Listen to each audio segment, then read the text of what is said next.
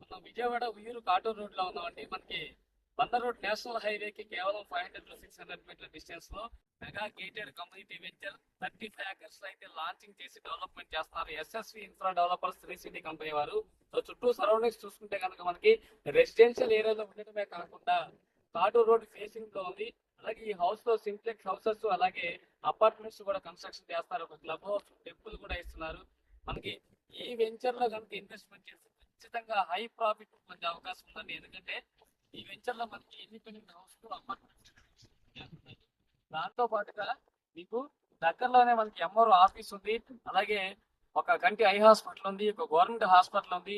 దాంతో పాటు మనం ఈ వెంచర్ లో లగ్జరీ విల్లాస్ కూడా కన్స్ట్రక్షన్ చేయబోతున్నాం.